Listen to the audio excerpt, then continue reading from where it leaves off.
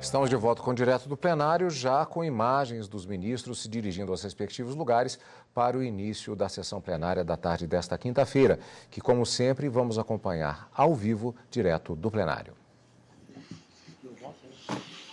A todos, podemos nos assentar, por favor?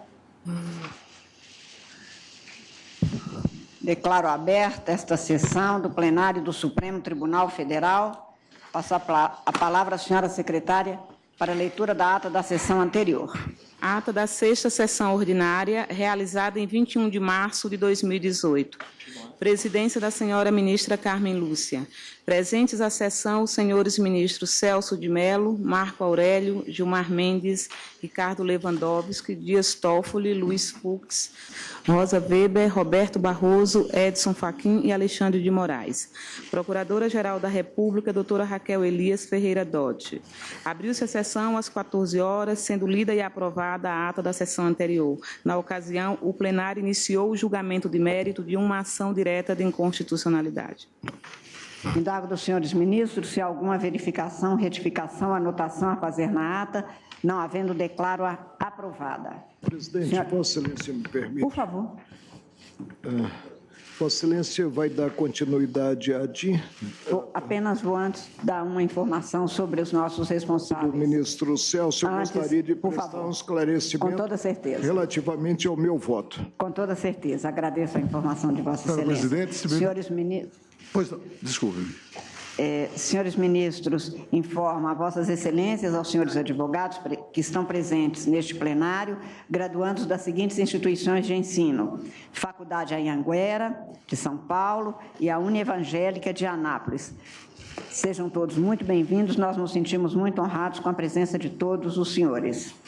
E para dar continuidade ao julgamento da ação direta de inconstitucionalidade 5.394, relatada pelo ministro Alexandre de Moraes, e antes, portanto, de passar ao voto do ministro Celso de Mello, que seria o próximo a votar, o ministro Marco Aurélio pede a palavra e está com a palavra, ministro. Presidente, quando votei, fiz questão de ler o texto atacado, o preceito revelado no artigo 2º da Lei 13.165/2015, e disse que o preceito versa sobre duas prestações de contas: a prestação de contas do candidato e a prestação de contas do partido, e que a cláusula final, sem individualização dos doadores, não está ligada ao repasse, à transferência que é feita pelo partido ao candidato. Está ligada, sim, à prestação de contas do partido, mesmo porque os candidatos, em geral, não podem fazer uma contabilidade no partido para saberem a origem do numerário simplesmente pela lei transferido a eles candidatos. Então, o que precisamos ter presente é que, ao fulminarmos a cláusula sem individualização dos doadores, o fazemos no que é ligada estritamente até pelo vernáculo, essa cláusula, à prestação de contas dos partidos e não dos candidatos. Então, você... É um esclarecimento quanto ao meu voto, que é apenas um esclarecimento para que depois não se potencialize e haja o pandemônio, tendo cada qual dos candidatos que indicar a fonte daquele numerário transferido pelo partido. Pois não. O ministro Alexandre de Moraes tinha votado no sentido de... Excelência. Boa tarde, presidente. Não, o meu voto foi no sentido de dar transparência a todo o caminho da doação, a todo o caminho do dinheiro. Hoje já há, por parte dos partidos, na prestação de contas, a informação de que recebeu tanto da empresa, agora não mais empresa, né, tanto do doador A, B, C e D, e não há identificação de quem efetivamente doou para determinado candidato, seja candidato ao Congresso Nacional, seja candidato ao Executivo. Então, a interpretação que dei, a parte final do artigo 12 do artigo 28, retida exigindo, né, a individualização dos doadores em relação a cada candidato. O candidato A tem, na sua prestação de contas, de afirmar que o dinheiro veio não só do partido, veio por intermédio do partido, mas esse dinheiro foi destinado por A, B ou C. É nesse sentido que votei. Agora, pela manifestação do ministro Marco Aurélio, diverso do entendimento de Sua Excelência. Ok, então, o ministro relator votou no sentido de, ao declarar a inconstitucionalidade, considerar que todas a indicação dos doadores haverá de ser feita relativamente tanto à prestação de contas dos partidos quanto de cada candidato. De cada candidato. Do que neste ponto diverge o ministro Marco Aurélio. É algo, a não ser que seja um candidato, né, da cozinha do partido político, é algo, para quem tem vivência de justiça eleitoral, impraticável, já que estaremos compelindo os candidatos a fazerem uma contabilidade no partido para saberem a origem daquele dinheiro que, pela lei, não é doado pelo partido ao candidato, é transferido, simplesmente transferido ao candidato. Por isso é que eu entendo que a exigência de indicação do doador diz respeito à prestação de contas do partido e não do candidato. Pois não. A não ser que ele receba, ele candidato, diretamente uma doação. Pois não. Como houve esse esclarecimento agora do voto do ministro Marco Aurélio, que já tinha ontem enaltecido isso, mas eu não tinha realçado Talvez como presidente... tenha sido muito célere em meu voto. Não, ministro, apenas eu não fiz esse realce e achei por bem, porque houve... hoje, uma demanda de algumas pessoas, até pela Central do Cidadão, querendo esclarecer exatamente este ponto. E, para que a gente dê clareza a isso, eu, então, quero apenas retomar. O ministro Edson Fachin, que acompanhou o relator, mantém no sentido do que foi por ele esclarecido, ou seja, o que estamos a declarar na parte final, sem individualização dos doadores, vale para partidos e candidatos, ou nessa parte com o ministro Marco Aurélio?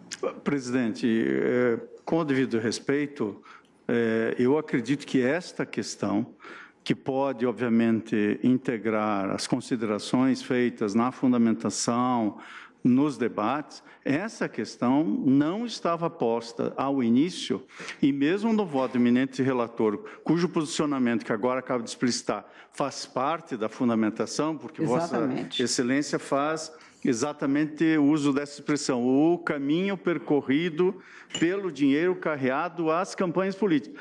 A questão, todavia, e se votarmos isso, eu me inclino pela compreensão trazida pelo eminente ministro Marco Aurélio, mas eu estou suscitando que o parágrafo 12 desse artigo 28 teve impugnada a expressão sem individualização dos doadores. Não houve impugnação do restante do dispositivo, a menos que, por algum arrastamento elástico, nós concluamos que o restante do dispositivo também, eventualmente, corresponde a alguma afronta constitucional, porque o restante faz a previsão legal no sentido que o eminente ministro Marco Aurélio acaba de dizer, com todas as letras.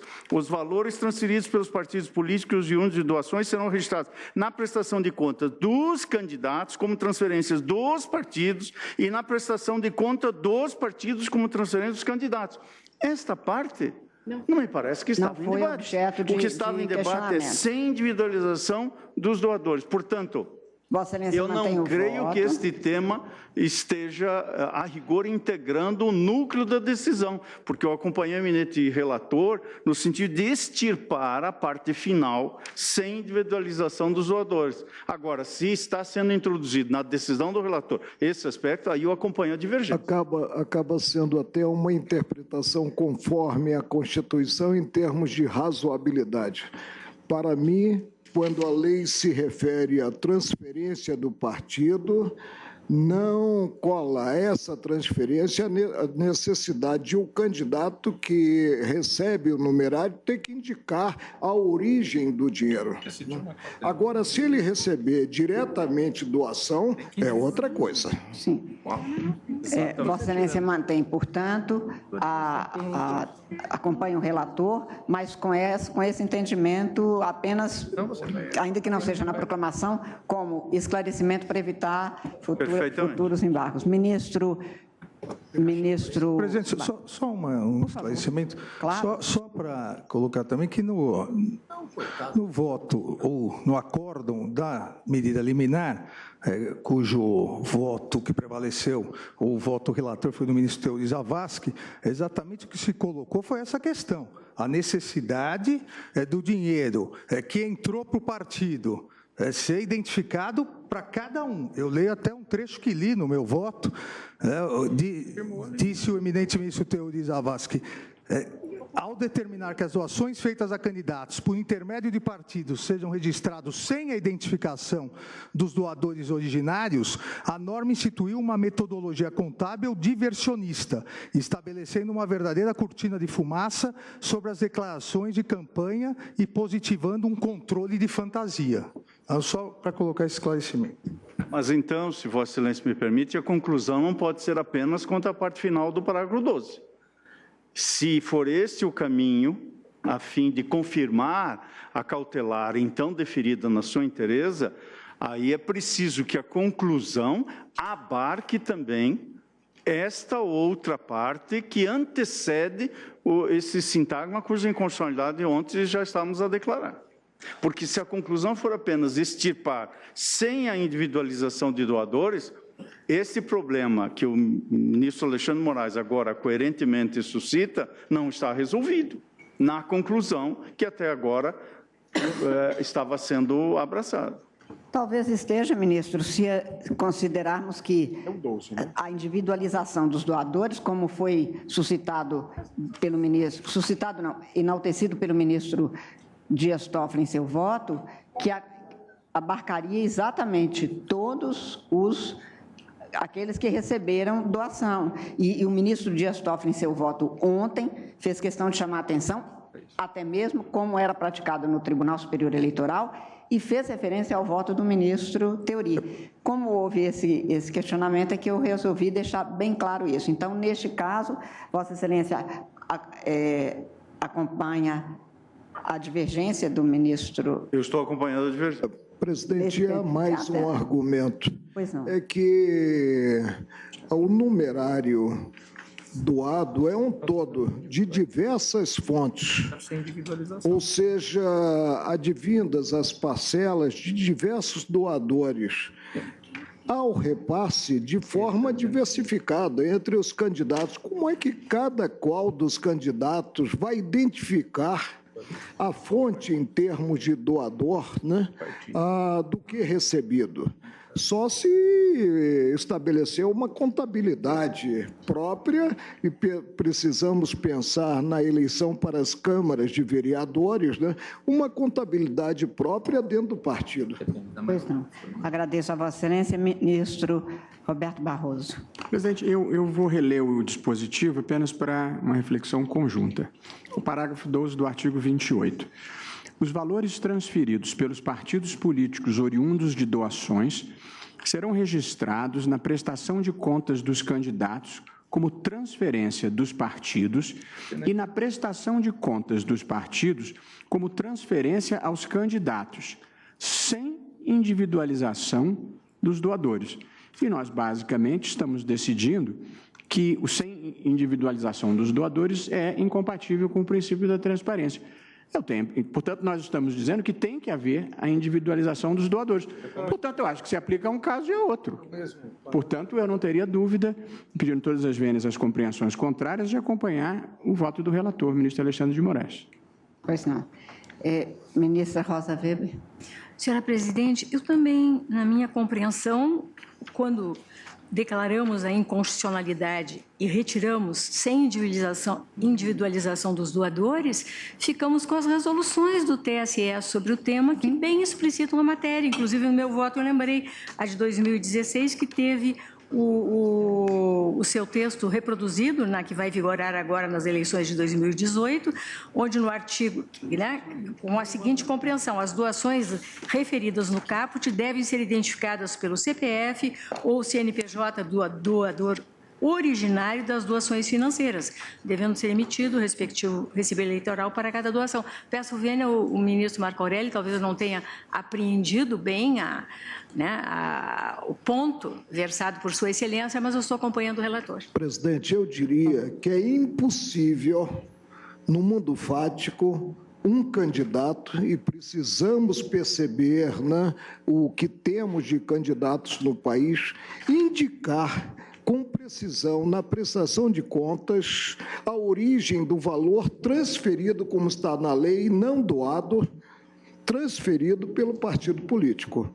E dizer, olha, esse quantitativo decorreu desta ou daquela doação. Ele não tem como sequer precisar. Pois não. Agradeço a Vossa Excelência, ministro Luiz Fux. Senhor presidente, eu também ontem votei no sentido de que é preciso indicar a origem. Agora, o partido poderia dizer que o repasse das doações se deveu ao financiamento promovido pelas seguintes pessoas. Não tem problema nenhum isso. Então, eu continuo na mesma posição. Acompanhando o relator, portanto, no sentido de que um e outro, nas duas... Não precisa ser específico assim, as doações dessas pessoas físicas, desses valores e o repasse desse montante. É possível. Ministro Dias Toffoli. Senhora presidente, eu vou pedir vênia ao ministro Marco Aurélio e ao ministro Luiz Edson Fachin para acompanhar às inteiras o voto e o sentido do voto, da conclusão do voto trazido pelo ministro Alexandre de Moraes. Ontem eu não fiz a leitura do voto, que farei juntar, que basicamente é a ratificação do voto apresentado na cautelar, mas faço duas anotações. Primeira, é possível essa identificação, tanto que ela aconteceu nas eleições de 2014 e nas eleições de 2016. É possível porque concretamente aconteceu. Segundo, a resolução de 2014, que foi aprovada no Tribunal Superior Eleitoral, quando da presidência de Vossa Excelência, e eu tive a honra de ser designado por Vossa Excelência relator, no artigo 26 da resolução 23.406 de 2014, temos o seguinte, artigo 26, caput, as doações entre partidos políticos, porque não é só do partido para o candidato, os partidos podem doar entre si, para coligações.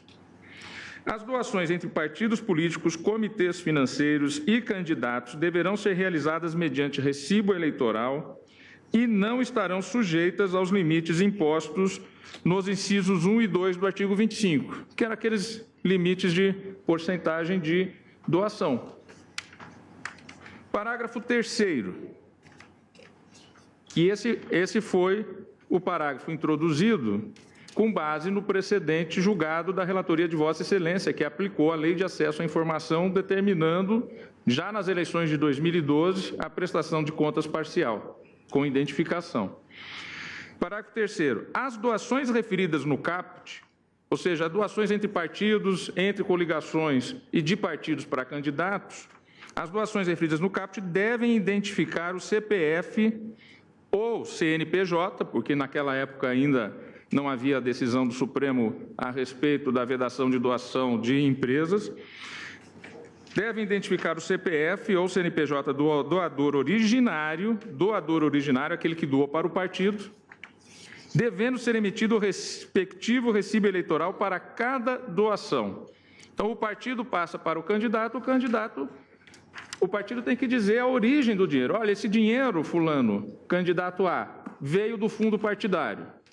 Esse dinheiro, candidato B, veio do fundo de financiamento eleitoral.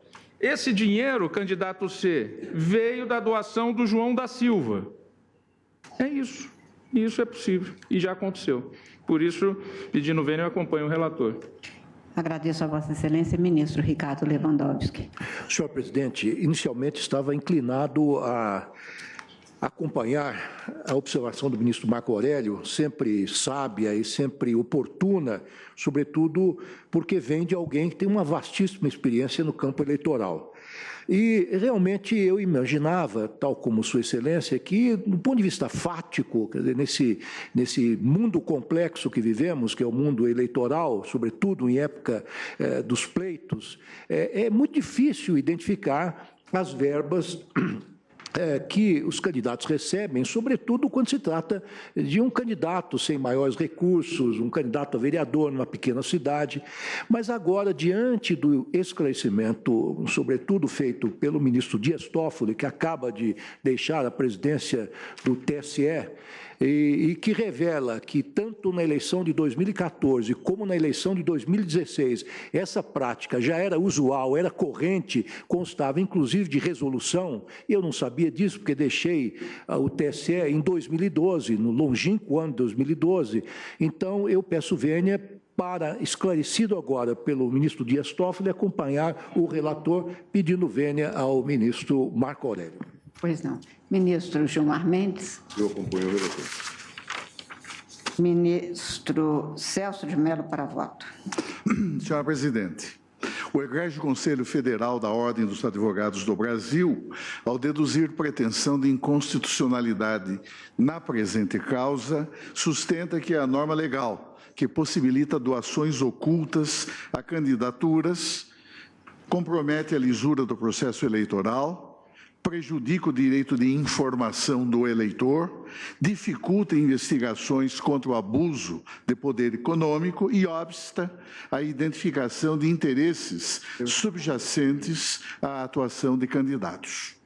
A douta Procuradoria-Geral da República, por sua vez, ao opinar pela procedência do pedido de inconstitucionalidade, assim resumiu o seu pronunciamento. Verbis, é inconstitucional por afronta aos princípios democrático, republicano, da cidadania, do pluripartidarismo, da transparência, da publicidade, da moralidade para o exercício do mandato, da probidade administrativa, da legitimidade das eleições contra a influência do poder econômico e da proporcionalidade, norma que determine ocultação de informações relativas a doadores em prestação de contas de campanhas eleitorais. Os eleitores têm direito de saber quais são os doadores de partidos e de candidatos, a fim de que possam decidir o voto com base em informações relevantes. Também entendo incompatível com o texto da Constituição da República, senhora Presidente, a expressão constante do artigo 28, parágrafo 12, infine, da Lei 9.504 de 97, da redação dada pela Lei 13.165 de 2015, que assim dispõe, e aqui já foi lido esse texto, parágrafo 2º do artigo 28. Os valores transferidos pelos partidos políticos oriundos de doações serão registrados na prestação de contas dos candidatos como transferência dos partidos e na prestação de contas dos partidos como transferência aos candidatos, sem individualização dos doadores. Fecha aspas. Não se desconhece, senhora Presidente, que em um sistema que resulte do modelo democrático de Estado, caracterizado, entre outros atributos, pela liberdade reconhecida aos cidadãos, para que se candidatem a mandatos eletivos e no qual não se adote financiamento eleitoral de caráter exclusivamente público, como sucede no Brasil, que instituiu, consoante observa José Jairo Gomes, o regime de financiamento misto. A discussão em torno do financiamento político assume especial relevo, pois é por meio dele, vale dizer, por meio do financiamento conforme observa a douta Procuradoria-Geral da República, que partidos se mantêm e que candidatos podem custear a campanha eleitoral. Daí a essencialidade de estabelecer-se um eficaz sistema de controle destinado a conferir visibilidade às doações eleitorais, tornando-as transparentes e acessíveis ao conhecimento geral dos cidadãos. Vale relembrar, quanto a esse aspecto, que o egrégio Tribunal Superior Eleitoral, tendo presente o que se verificou no caso Collor, passou a adotar progressivamente, já a partir de 1993, como registra Josélia Aguiar em trabalho publicado na revista da Fundação de Amparo à Pesquisa do Estado de São Paulo, medidas voltadas a elevar o grau de transparência nas contas partidárias e a tornar mais efetivo o sistema de fiscalização dos candidatos e também dos partidos políticos, em ordem a viabilizar a punição aos transgressores da legislação eleitoral em tema de recursos financeiros não contabilizados. Os eminente saudoso ministro Teori Zavascki, relator originário da presente ação direta, no voto acompanhado pela unanimidade desse plenário, que deferiu a suspensão cautelar de eficácia da expressão normativa ora questionada, também destacou, não é, esses aspectos e fez considerações extremamente relevantes ao dizer que o diagnóstico dessa tendência de incremento do número de doações ocultas levou o Tribunal Superior Eleitoral a debater uma solução para, ao menos, atenuar o problema. E essa solução veio a ser encontrada, inclusive com aplicação nas eleições de 2014 e formalizada nos termos de determinada resolução que passou a exigir que as doações entre partidos, comitês e candidatos fossem acompanhadas do registro do doador primitivo. A determinação do TSE esclareceu que todos os recursos recebidos a título de doação, inclusive aqueles repassados por intermédio de partidos políticos, de comitês ou outros candidatos, deveriam identificar os dados do responsável originário pelo depósito. Nada mais fez do que proclamar que o regime de registro contábil das doações de origem privada era um só, devendo ser aplicado tanto para as doações diretas a candidatos, como para aquelas realizadas de modo indireto por intermédio das agremiações partidárias. Todavia, na contramão do que já havia sido estabelecido para as eleições de 2014, o Congresso Nacional veio a aprovar a Lei 13.165 de 2015, ora impugnada, no que adicionou o parágrafo 12 ao artigo 28 da Lei da Eleição, a Lei 9.504 de 97, eliminando o registro individualizado dos doadores nas transferências realizadas por partidos em benefício dos candidatos. Por essa nova regra, as doações serão designadas tão somente pelas rubricas, transferências dos partidos ou transferências aos candidatos, conforme o lançamento se dê, respectivamente, nas contas de candidatos ou de partidos. Ao sonegar o conhecimento de uma informação relevante à Justiça Eleitoral, o conteúdo do parágrafo 12 do artigo 28 da Lei 9.504 de 97, aqui atacado, já aparenta ser assintosamente contraditório em face do preceito inscrito no artigo 17, inciso 3º da Constituição da República, pois, quando menos, ele retira da jurisdição eleitoral meios para exercer de forma realista o controle a posteriori das contas de partidos políticos e de candidatos. Somente isso já é substancioso bastante para tornar a tese subscrita na inicial digna de receptividade por parte deste tribunal. Se é certo, conclui o ministro Teori, que os mandatários políticos devem desfrutar de independência para que possam cumprir o munus público da representação, em contrapartida, exige-se deles, candidatos, um senso de responsabilidade cívica que vai além da manutenção do decoro específico do cargo em que está investido, contemplando a observância de outros deveres inerentes ao exercício de toda e qualquer função pública, entre os quais o de dar satisfações à sociedade pelos atos praticados em seu nome. Portanto, as informações sobre as doações de particulares a partidos políticos e também a candidatos não interessam apenas as instâncias estatais responsáveis pelo controle da regularidade das contas de campanha, mas à sociedade como um todo. E esses dados possuem valor não apenas após a realização das eleições, na forma de um diagnóstico final da arrecadação e dos gastos realizados, mas, sobretudo, antes disso, quando os cidadãos ainda podem alterar a sua opção de voto.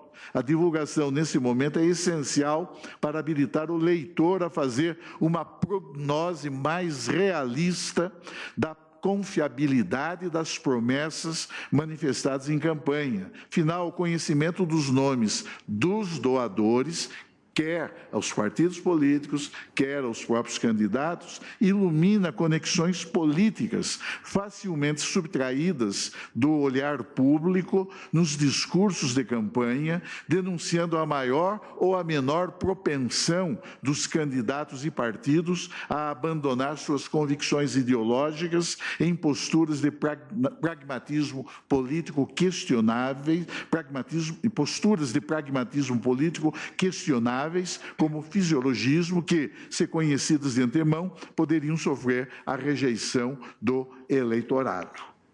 Inquestionável, senhora presidente, digo eu, considerados os aspectos que venho de referir, que o sistema democrático e o modelo republicano consagram como fórmula legitimadora do exercício do poder o direito do cidadão à plena informação sobre a origem dos recursos financeiros utilizados nas campanhas eleitorais, especialmente se tratar da escolha em processo eleitoral daqueles que irão, como membros do poder legislativo ou do poder executivo, coparticipar da regência e da direção superior do Estado, incumbindo a Justiça Eleitoral, com apoio em legislação compatível com a Constituição, impedir que se transgridam, entre outros, os postulados da probidade e da moralidade.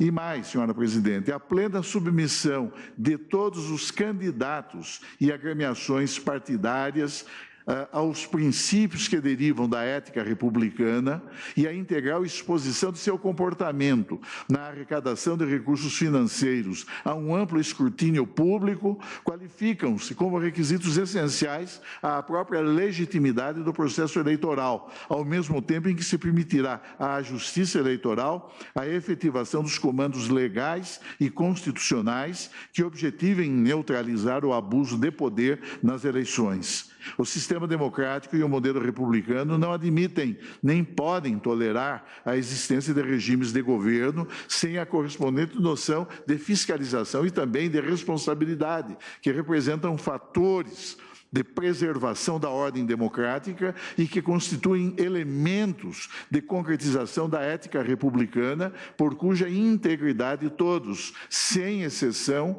devemos velar, notadamente aqueles investidos ou que pretendam investir-se em mandatos representativos, quer no âmbito do Poder Executivo, quer na esfera do Poder Legislativo. Daí a afirmação de que se torna essencial viabilizar o acesso amplo dos cidadãos à informação sobre os atos de campanha eleitoral em ordem a tornar efetivas, como salientou a douta Procuradoria-Geral da República, tanto a aquisição legítima do poder quanto a representação dos cidadãos por candidatos eleitos e regularmente investidos no exercício de mandato eletivo. A cláusula, aspas, sem individualização dos doadores, fecha aspas, inscrita na parte final do parágrafo 12 do artigo 28 da Lei 9504 de 97, acrescido pela Lei 13.105 de 2015, transgride, entre outros valores constitucionais, o postulado da transparência, que transcende, como sabemos, o princípio da publicidade, como enfatiza em trabalho publicado em obras sob a coordenação de nosso eminente colega, ministro e professor Alexandre de Moraes, a propósito dos 20 anos ainda da Constituição da República, em trabalho no qual discute o alcance desse postulado. E diz a professora Maria Silvia: Na realidade, a ideia de transparência é mais ampla, muito mais ampla que a ideia de publicidade. A transparência tem um sentido mais amplo porque abrange os princípios da publicidade, da motivação, da participação, do devido processo legal. Nela se insere o direito à informação, o direito de acesso ao processo, o direito à obtenção de certidão. A transparência garante a visibilidade das ações do governo, permite a fiscalização do exercício do poder pelo cidadão, pois para exercer o direito de petição, para denunciar irregularidades, para propor ação popular, por exemplo, o cidadão precisa conhecer as decisões e as respectivas motivações. Permite o controle pelos poderes instituídos, controle interno pela própria administração pública e controle externo pelos poderes judiciário e legislativo, e este último com auxílio do Tribunal de Contas. Fecha aspas. Digo eu, a locução normativa que consagra a doação eleitoral oculta, ora questionada nesta sede de controle concentrado, ao desrespeitar o princípio da transparência, da moralidade, faz relembrar os antigos arcana imperii, responsáveis pela prática e celebração de um inadmissível culto ao mistério, que já prevaleceu em nosso país, sonegando ao eleitor a possibilidade de conhecer quem são os protagonistas invisíveis que financiam nas sombras as campanhas eleitorais e que elegem, nessa condição, os atores políticos que disputam acesso a mandatos eletivos. Já tive o ensejo de salientar, em decisões proferidas nesta Corte, que alguns dos muitos abusos cometidos pelo regime de exceção instituído no Brasil em 1964 resultaram da concepção e formulação teórica de um sistema claramente inconvivente com a prática das liberdades públicas. Esse sistema, fortemente estimulado pelo perigoso fascínio do absoluto, como a ele se referiu o padre Joseph Comblan, ao privilegiar e cultivar o sigilo, transformando-o em praxis governamental institucionalizada, frontalmente ofendeu o princípio democrático, pois, consoante adverte Norberto Bobbio, em lição magistral sobre o tema, não há nos modelos políticos que consagram a democracia, espaço possível reservado ao mistério. Por isso mesmo, senhora presidente, tenho como inquestionável que a exigência de transparência dos atos que se formam no âmbito do aparelho de Estado, especialmente em matéria de acesso às funções de regência do Estado em processos eleitorais, traduz consequência que resulta de um princípio essencial a que a nova ordem constitucional vigente em nosso país não permaneceu indiferente.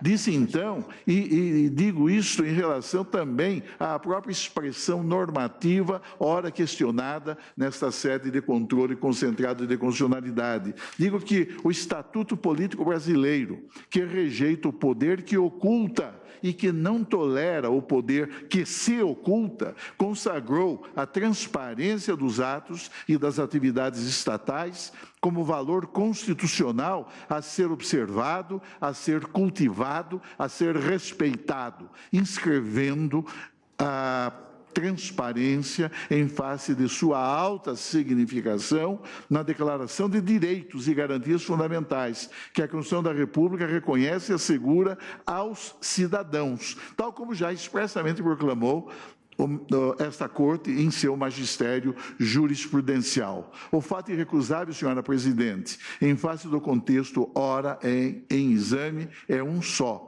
Os estatutos do poder, numa república fundada em bases democráticas, não podem privilegiar o mistério, porque a supressão do regime visível de governo, que tem na transparência a condição de legitimidade de seus próprios atos, sempre coincide com tempos sombrios em que declinam as liberdades e os direitos fundamentais dos cidadãos. A Carta Federal, ao proclamar os direitos individuais e coletivos, enunciou preceitos básicos, cuja compreensão é essencial à caracterização da ordem democrática como um regime do poder visível, ou, na lição expressiva de Bobbio, como um modelo ideal do governo público em público. E a cláusula final, objeto de impugnação nesta sede de controle abstrato, ao consagrar a possibilidade de doações eleitorais ocultas, ofende precisamente esse expressivo valor. Por isso mesmo, o Egrégio Conselho Federal da Ordem dos Advogados do Brasil impugna e deduz a pretensão de inconstitucionalidade, sustentando com absoluta razão que a cláusula normativa em referência tem, digamos, a estranha virtude de importar em múltiplas transgressões a diversos postulados inscritos em nosso texto constitucional. Por isso, senhora presidente, em face das razões expostas, e notadamente daquelas enunciadas no magnífico voto proferido pelo eminente ministro Alexandre de Moraes, eu também julgo procedente a presente ação direta e, em consequência, declaro inconstitucional a expressão normativa, aspas, sem individualização dos doadores, constante da parte final do parágrafo 12 do artigo 28 da Lei 9504 de 97, na redação dada pela Lei 13.165 de 2015, destacando no ponto, com a vênia do eminente ministro Marco Aurélio, que essa cláusula, considerada inconstitucional, ela, na verdade, há de ser suprimida para efeito de viabilizar, na dupla prestação de contas da Justiça Eleitoral, o dever, quer das agremiações partidárias, quer dos próprios candidatos, à indicação da origem dos recursos financeiros a eles destinados. Nesse sentido, senhora presidente, meu voto. No meu voto, eu não afasto a indicação dos doadores. Eu apenas distingo doação de transferência. Doação feita ao partido, aí o partido, na prestação de contas, deve indicar os doadores. E transferência aos candidatos em geral, quando o candidato simplesmente deve indicar a origem do numerário, ou seja, decorrente da transferência, e não da doação especificadamente, considerados aqueles doadores do partido. O partido é que é o donatário. Ok. Senhores ministros, também vou pedir vênia ao ministro Marco Aurélio só nesse ponto de que a indicação de ocultação não poderia permanecer, claro, para os partidos, mas que permaneceriam para os fins de não ter que se fazer uma declaração específica dos candidatos, tal como consta do brilhante voto do ministro relator, ministro Alexandre de Moraes, repetido por vários dos votos aqui proferidos, e agora no belíssimo voto, como sempre, do nosso ministro decano. A publicidade é que faz com que se dê a público exatamente o curso e o percurso de todos os recursos aproveitados nas campanhas eleitorais, como se fez, com quanto se fez, por que se fez e de onde veio o dinheiro gasto para este ou aquele candidato e partido. E, por isso, reconhecendo, embora, como Vossa Excelência diz, a falar, presidente, com receio de ser condenado nas custas.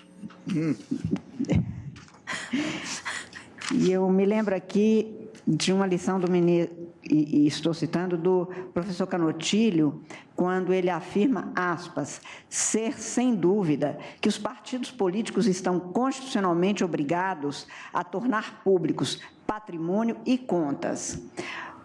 O sentido dessa exigência constitucional é a de submeter à publicidade crítica, desde logo, dos militantes, membros ou associados dos próprios partidos, as fontes de financiamento e, consequentemente, as pessoas ou grupos que influenciam o programa político partidário.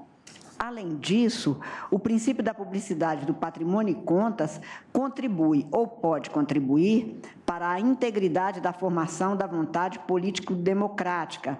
E arremata aquele professor que a exigência do anonimato é incompatível não apenas com o dever de prestar contas, mas também com a liberdade interna que deve permear todo o processo eleitoral.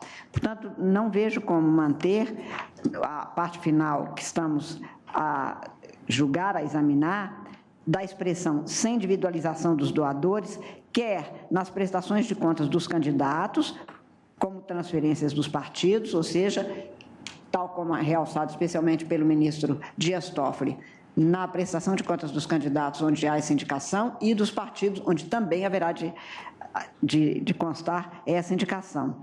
Pelo que farei a juntada de votos, mas acompanho o ministro relator, com as vênias do ministro Marco Aurélio, nesta parte específica, exclusivamente, e também do ministro Edson Fachin, que neste ponto... Após o seu voto, senhor presidente, eu gostaria de fazer uma manifestação sobre o ponto. Claro. Então, faço apenas, peço vênia apenas para manter o que, e como posto pelo ministro Alexandre de Moraes, relator neste caso, acompanhando inteiramente na procedência da ação e no esclarecimento de que a individualização dos doadores haverá de ser feita e dada a público e às claras, tanto nas contas dos partidos quanto nas contas dos candidatos que tenham recebido esta transferência. E ouço Vossa Excelência com todo gosto. Serei breve, senhor presidente, é porque a pauta, obviamente, chama para outras ações e demandas.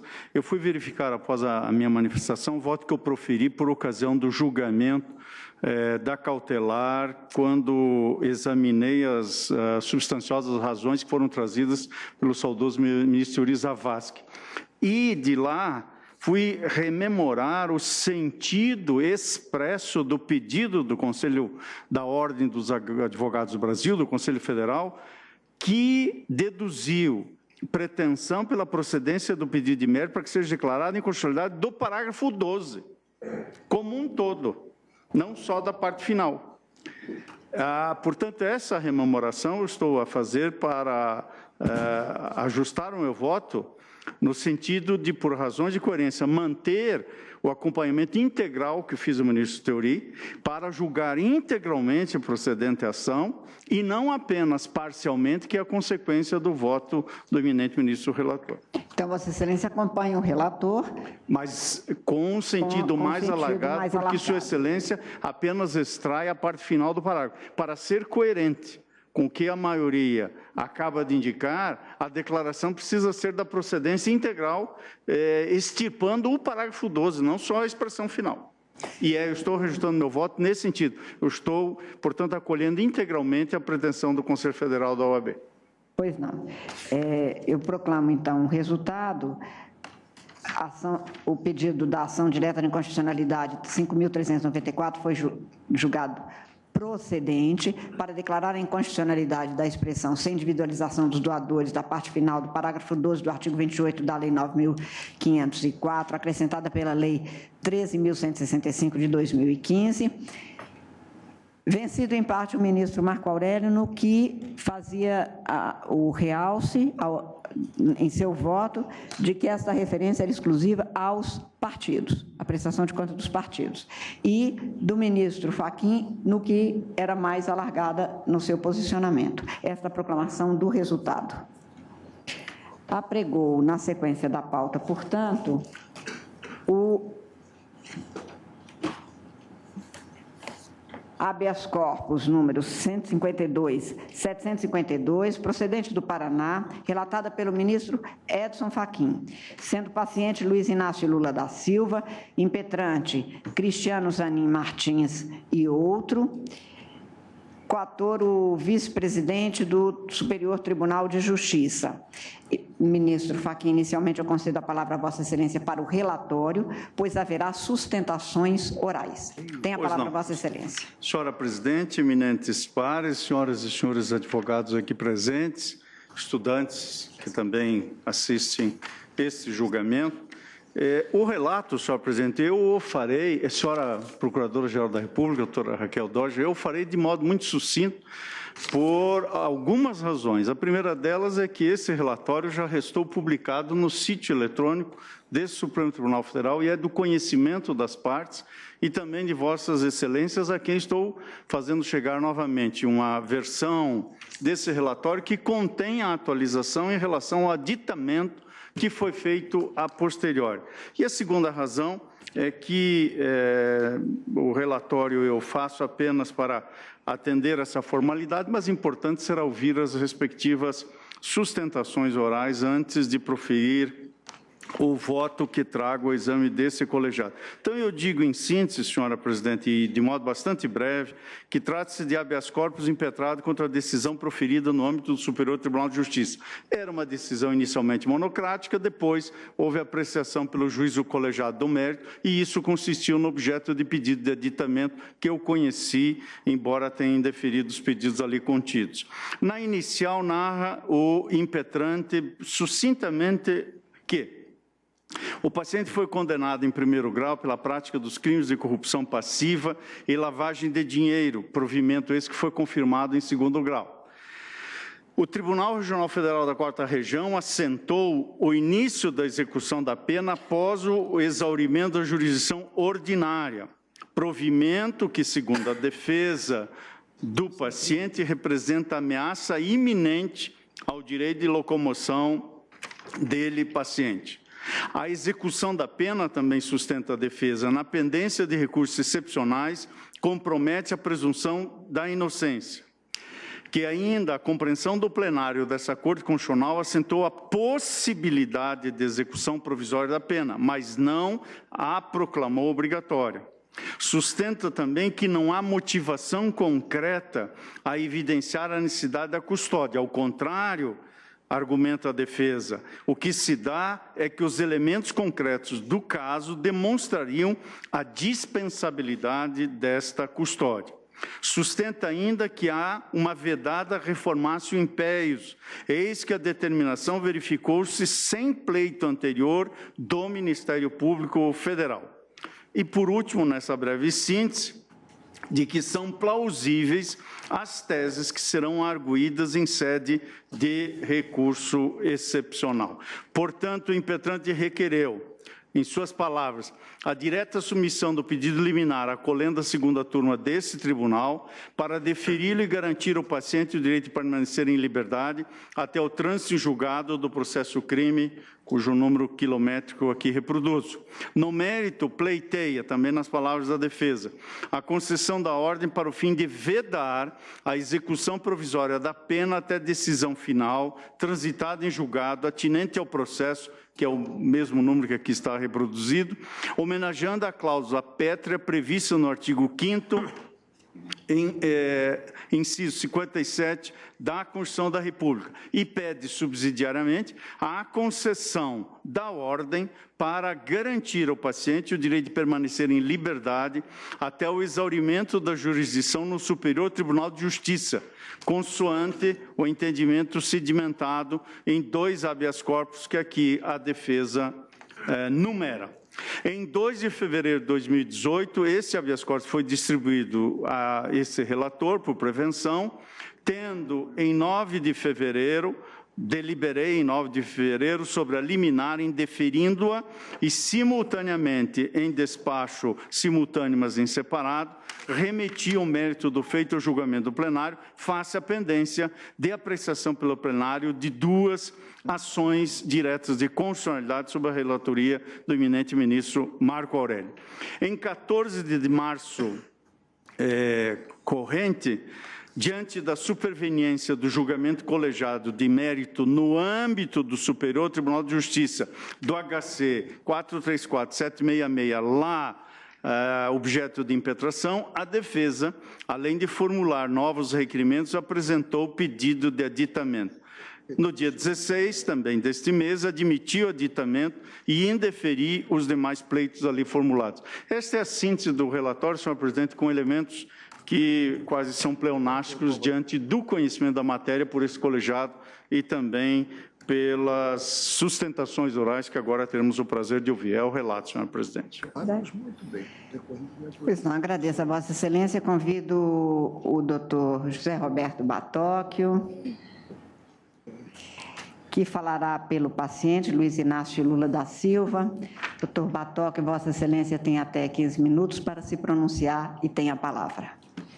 Excelentíssima senhora ministra-presidente desta augusta Suprema Corte, excelentíssima senhora ministra, componente deste conspícuo plenário, senhores ministros, excelentíssima senhora Procuradora-Geral da Justiça, eminentes colegas da bancada da defesa, peço vênia a todos os demais colegas presentes para, nas pessoas do eminente advogado e ex-ministro desta Casa, Zé Paulo Sepúlveda Pertence, do eminente advogado José Gerardo Grossi e do douto advogado Cristiano Zanin Martins, saudar, cumprimentar e homenagear a todos os advogados presentes que compõem a heróica Ordem dos Advogados do Brasil, que um dia eu tive o prazer e o privilégio de conduzir.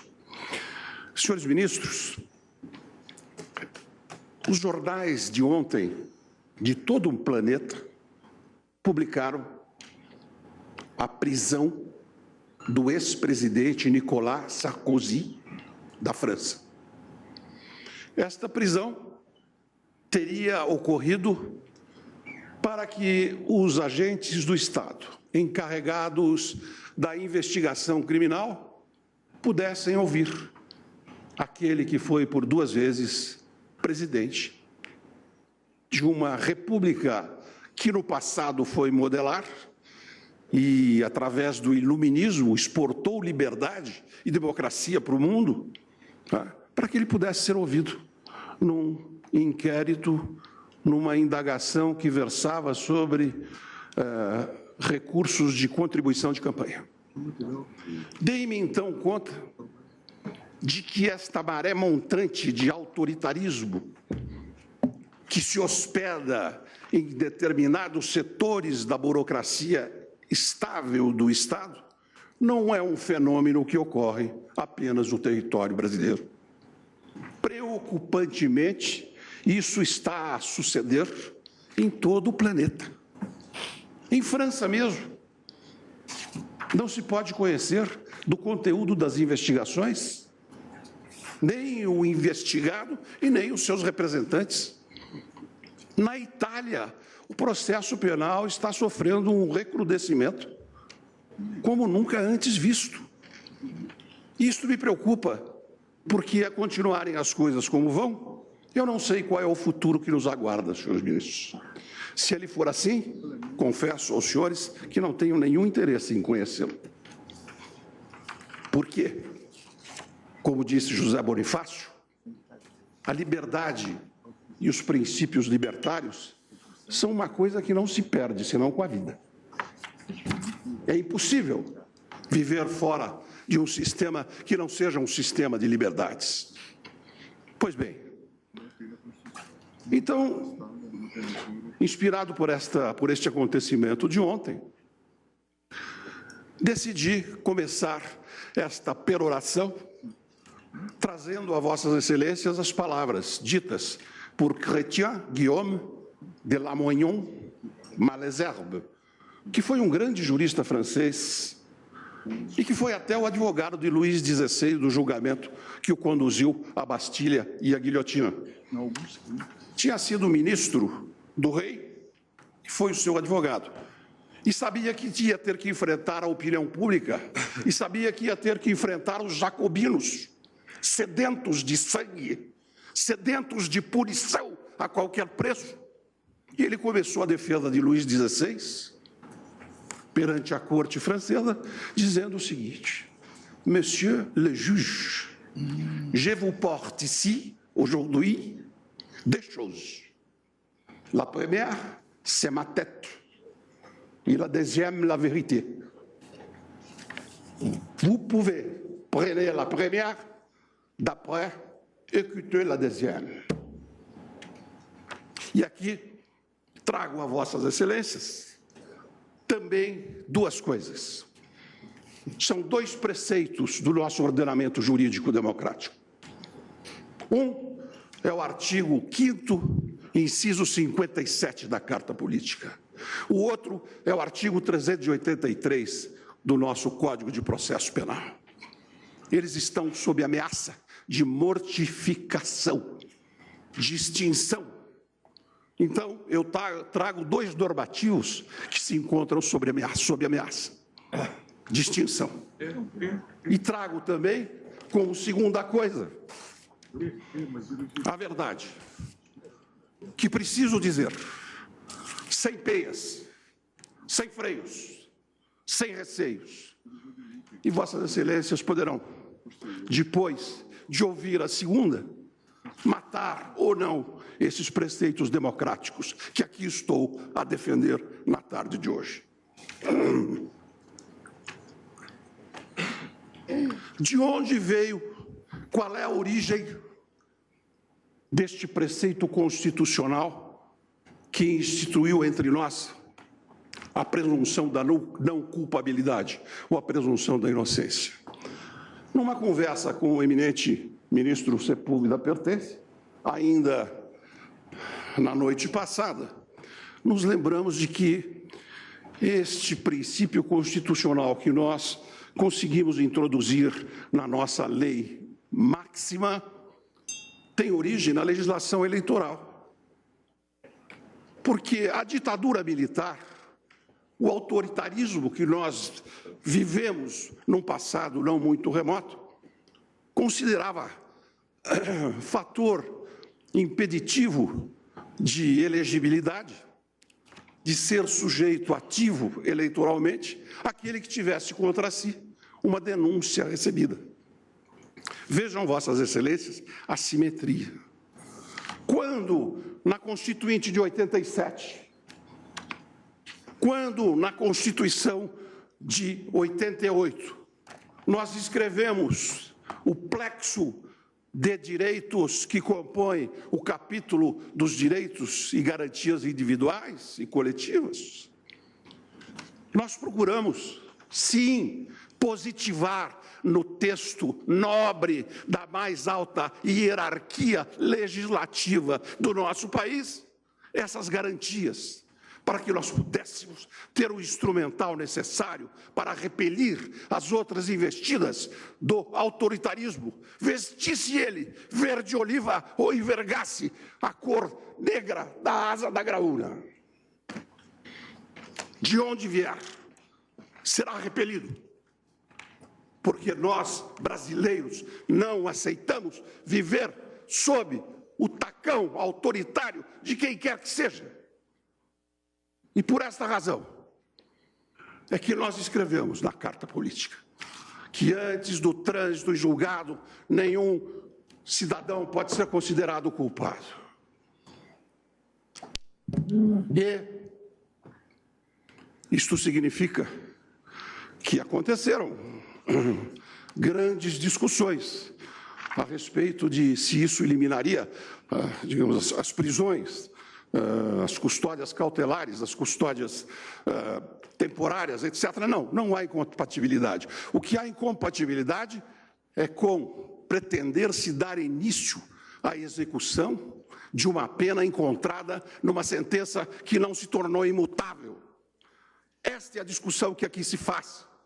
Não só pela dicção do artigo 5º, parágrafo 57 da Constituição, mas também pelo artigo 383 do nosso Código de Processo Penal, que espelhadamente reflete esse dispositivo constitucional.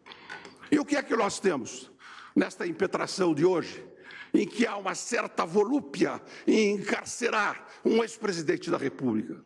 Não que o presidente da República seja um cidadão diferente de qualquer outro.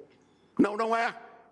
Ele não está acima da lei, não pode estar, ninguém pode estar acima da lei, mas ninguém pode ser subtraído à sua proteção, ninguém pode ser retirado da proteção do ordenamento jurídico.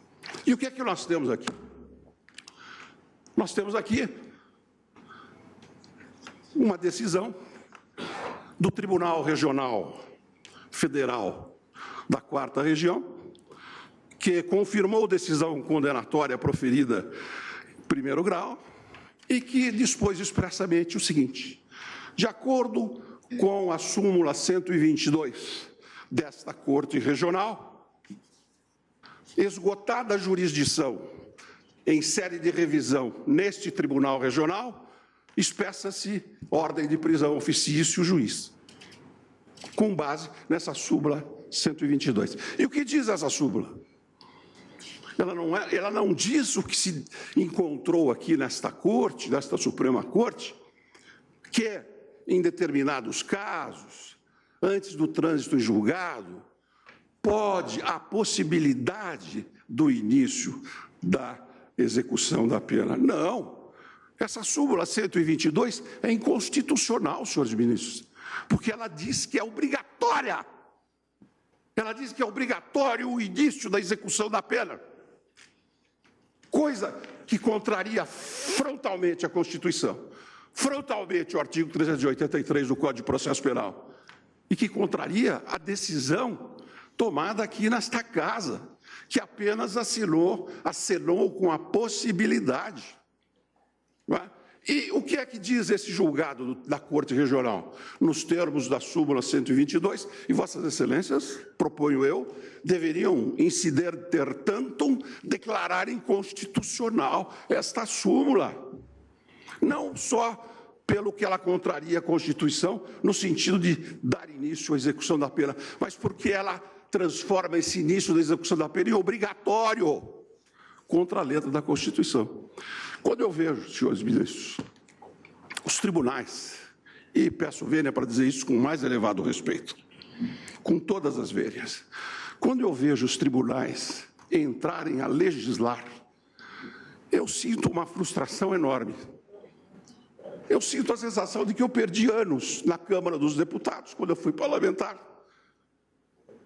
a cuidar, a trabalhar numa coisa inútil, porque as leis que nós elaboramos lá são substituídas por exegeses que as mortificam e que, às vezes, têm o desplante de contrariá-las, substituindo-as por mirabolâncias exegéticas que fazem revirar no túmulo o senhor Charles Louis de Secondat, o barão de La Brède e de Montesquieu.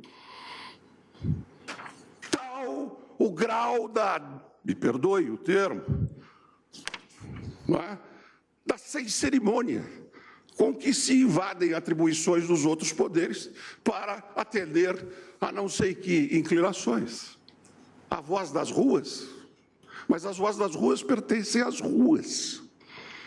Quem tem que manter a mão no pulso da sociedade das ruas não é o Poder Judiciário, é o Parlamento, são os políticos que têm que captar os anseios e os batimentos da população e da turba, por que não dizer, interpretá-los e transformá-los em normas. Não é dado ao Poder Judiciário, digo isso como brasileiro, não é dado ao Poder Judiciário, nem daqui e nem de nenhum lugar do mundo, entrar a legislar para atender a este ou aquele pragmatismo, a esta ou aquela conveniência social de ocasião. Senhores, eu pergunto, como seria possível nós denegarmos esta ordem de habeas corpus? Está caracterizado o constrangimento ilegal em potência iminente. Tem data marcada. A prisão está marcada para o dia 26 de março, próximo futuro. Foi a data em que se marcou o julgamento dos embargos de declaração e já está decidido. Julgados embargos de declaração, esgotou-se a jurisdição, mandado de prisão nos termos da súmula 122. Agora eu pergunto a Vossas Excelências, se nós temos na casa duas ações diretas de constitucionalidade, de que é relator o eminente ministro Marco Aurélio, e se este plenário declarar a constitucionalidade do artigo 383, do Código de Processo Penal. Como é que nós vamos justificar a prisão de um ex-presidente da República por um descuido, por uma vacilação? Por que este assodamento em prender? Por que esta volúpia em encarcerar? O que justifica isso? Senão a maré montante da violência da autoridade, senão a maré montante da volúpia do encarceramento. Peço a Vossa Excelência que tenha condescendência, porque a causa é complexa. Peço mais alguns instantes para terminar. Peço a Vossa Excelência que, por favor, conclua. 3 anos atrás, num evento da Ordem dos Advogados do Brasil, nós já tínhamos dito isso. Se o Judiciário não entender pela ciência, pela razão, pela racionalidade, que o encarceramento em massa é uma política desastrosa, vai ter que engolir esta realidade pela necessidade econômica que a superpopulação carcerária acarreta. Nós não podemos querer resolver todos os problemas. Muito obrigado. Agradeço e peço que seja concedida a ordem para o efeito de se determinar que se aguarde pelo menos julgamento das 2 ações diretas de constitucionalidade. Se não for, aguardar o trânsito julgado. Muito obrigado. Agradeço a Vossa Excelência. Concedo a palavra à doutora Raquel Dodge, Procuradora-Geral da República, para a sua manifestação. Vossa Excelência, com a palavra. Senhora Presidente, senhor ministro relator, senhora ministra Rosa Weber, senhoras e senhores ministros, ilustre advogado que acaba de fazer uma brilhante sustentação oral da tribuna, nós estamos diante de um habeas corpus preventivo. Usualmente, os habeas corpus visam corrigir uma situação que atenta e que já atentou concretamente contra a liberdade de alguém. Neste caso, é diferente. Cuida-se de examinar se a decisão do Tribunal Regional Federal da 4ª Região, que decidiu apelação do réu e o condenou a 12 anos e 1 mês de reclusão, pode ser, dar ensejo à execução provisória da pena. O Tribunal Regional Federal da 4ª Região, senhora Presidente, quando incluiu essa cláusula no dispositivo do acórdão, cumpria autorização e determinação do plenário desta Corte, que, ao julgar o recurso extraordinário em repercussão geral no agravo 964-246, decidiu que, reafirmando jurisprudência dessa Corte, que a execução provisória de acórdão penal condenatório, proferido em grau recursal, ainda que sujeito a recurso especial ou extraordinário, não compromete o princípio constitucional da presunção de inocência, afirmado pelo artigo 5º, inciso 57 da Constituição. Acabo de ler a ementa do acórdão do plenário desta Corte, da relatoria do ministro Teori Zavascki, tomado por decisão unânime recentemente, há menos de 1 ano e meio, neste tribunal. O Tribunal Regional Federal da 4ª Região, portanto, quando assim decidiu já autorizado pelo plenário desta Corte, num tipo de ação chamado de recurso extraordinário com repercussão geral, autorizado pelo novo Código de Processo Civil a ter efeitos vinculantes e efeitos erga omnes. Diferente da decisão que será proferida por esta Corte hoje, em habeas corpus, decisão que só vale entre as partes do processo. A decisão nesse recurso extraordinário com repercussão geral tem efeito para todos. É a cláusula jurídica chamada de efeito erga omnes. Essa decisão memorável do Supremo Tribunal Federal marca a história desta Corte, senhora Presidente, senhores ministros, exatamente como marca a jurisprudência desta Corte, a decisão que ainda há pouco reafirmou a necessidade de haver transparência nas doações para a campanha, publicidade desses dados, de modo a haver maior controle sobre o financiamento de campanhas, maior controle sobre a corrupção que ocorre neste país. Corrupção que não é apenas e notadamente de recursos públicos, mas também corrupção de servidores públicos.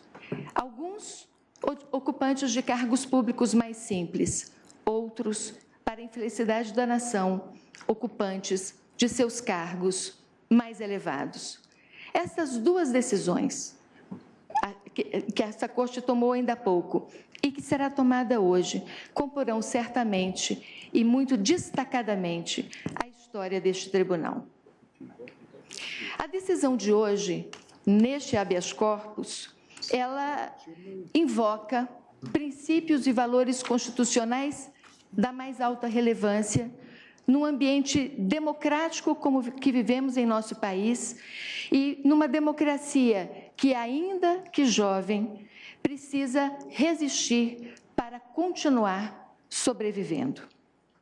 Os princípios do duplo grau de jurisdição, o princípio da presunção de inocência, mas também o princípio da segurança jurídica e da segurança pública estão, em todos esses casos, imbricados, indissociados, e é preciso que os consideremos todos ao analisar o desfecho deste habeas corpus. Em primeiro lugar, é preciso saber o que é a presunção de inocência, até quando ela dura. É preciso saber o que significa o duplo grau de jurisdição que faz cessar para alguém a condição de inocente e passar-se a considerá-lo como culpado, e qual é a segurança jurídica que se espera dos órgãos de persecução penal desse país, do sistema de administração de justiça, para então iniciarmos a execução de uma pena determinada judicialmente. E é neste contexto, senhor relator, senhores ministros, senhores advogados, que a Procuradoria-Geral da República, por meu intermédio, pede a esta Corte que denegue este habeas corpus. Em primeiro lugar, porque em se tratando de um habeas corpus preventivo, impetrado contra a decisão de liminar de um magistrado do Superior Tribunal de Justiça, ele é incabível. Quem diz isso não sou eu, é a jurisprudência dessa Corte e de todos os tribunais desse país, consolidada em um enunciado tão forte, tão firme, tão reiterada é a jurisprudência nesse sentido, que este tribunal fez publicar essa jurisprudência sob a forma de um enunciado que a resume, que diz que não cabe habeas corpus contra a decisão liminar de um ministro do Superior Tribunal de Justiça. Ainda que essa decisão já tenha sido sucedida por outra do colegiado, o fato é que este habeas corpus dirige-se contra aquela liminar e este é o título jurídico que está posto aqui na mesa para o exame desta Corte. E é também muito conhecida a jurisprudência dos tribunais superiores que, diante de um título judicial que foi sucedido por outro, considera-se o habeas corpus prejudicado. Seja por um fator, seja por outro, seja com base no fato de que não cabe habeas corpus contra a decisão liminar, seja pelo fato de que, eventualmente, essa liminar foi sucedida por outro título jurídico, o fato é que, por esses dois fundamentos, o habeas corpus não deve ser conhecido. E, por isso, a ordem deve ser denegada. Mas há mais. Os impetrantes invocam o princípio da presunção de inocência para dizer que aquela decisão do Tribunal Regional Federal da 4ª Região não pode prevalecer. Não a decisão que condena o réu a 12 anos e 1 mês de reclusão, mas a parte da decisão que determinou início de execução da pena. Ocorre que esta decisão está inteiramente baseada no acórdão proferido por essa Corte em dezembro de 2016, nos autos do recurso extraordinário com repercussão geral, cuja ementa acabei de ler, e que autoriza o tribunal, no caso concreto, a examinar se é o caso de dar início à execução da pena. Uma decisão recente deste tribunal, que foi tomada ao longo do ano de 2016, numa sequência de 3 casos importantes. Em fevereiro daquele ano de 2016, este tribunal decidiu o habeas corpus 126.292 e, nesse caso, disse que a execução provisória podia ter início. Menos de 6 meses depois, um pouco mais adiante, esta Corte, ao julgar a medida cautelar nos autos das ações declaratórias de inconstitucionalidade números 43 e 44, também por unanimidade, reafirmou a mesma decisão, no sentido de que... me permite, pois não? Por unanimidade? Acho que não. Perdão, então, eu vou retirar isso, porque eu falei aqui Inclusive, sem conferir esse detalhe. Inclusive, habeas de 96, que não foi um habeas, foi um recurso extraordinário, julgado no plenário virtual, inclusive quanto ao fundo, esse eu ainda não me referi. Tivemos votos vencidos. Perdão, Excelência, eu acolho o reparo de Vossa Excelência no tocante ao quórum dessa decisão da medida cautelar em ação direta de inconstitucionalidade, e da qual Vossa Excelência é o relator, está bem atento a este quórum. E em dezembro, o tribunal, agora sim, por unanimidade, tenho aqui à frente o acórdão, decide que, em repercussão geral, que a execução provisória do acórdão penal condenatório proferida em grau recursal, ainda que sujeita a recurso especial ou extraordinário, não compromete o princípio constitucional da presunção de inocência. E é esta a questão final de mérito: saber se fere a Constituição esse início de execução provisória da pena, se o artigo 283, como o ilustre advogado arguiu da tribuna, é compatível com a Constituição, se a execução da pena pode ter início quando encerrado o duplo grau de jurisdição. É fato que, ao lado do princípio da presunção de inocência, a Constituição brasileira, como fez também a Convenção Americana de Direitos Humanos, estabeleceu o princípio do duplo grau de jurisdição. E o que essa Corte fez foi considerar que, esgotado o duplo grau de jurisdição, pode ter início a execução da pena, porque o exame da matéria de fato, o exame da matéria completa que é levada nos autos de uma ação penal, esgotou-se e cede lugar o princípio da presunção de inocência à segurança pública, a necessidade de dar resolutividade às ações penais. Essa decisão tem sido considerada por muitos estudiosos e também dentro do Ministério Público como um marco importante para fazer cessar impunidade no país. É por essa razão que nós, desta tribuna, estamos arguindo a necessidade de respeitar neste habeas corpus este precioso precedente que vem dessa Corte, vez que, na forma do novo Código de Processo Civil, não se apresenta, até o momento, nenhuma das duas situações que levam à superação deste precedente do plenário do Supremo Tribunal Federal.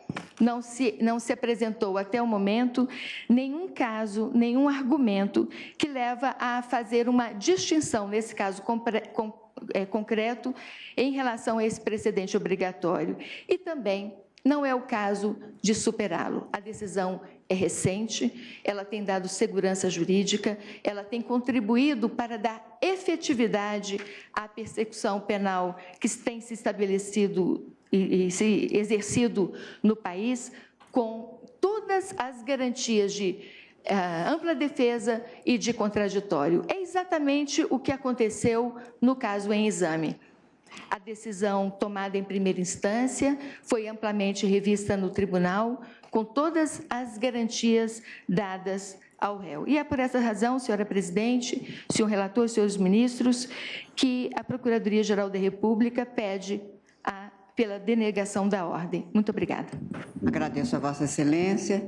Em face do horário, eu suspendo a sessão, antecipando em 10 minutos o intervalo, para, na sequência, não precisarmos de logo termos que, enfim, que superar. Está suspensa a sessão pelo período regimental.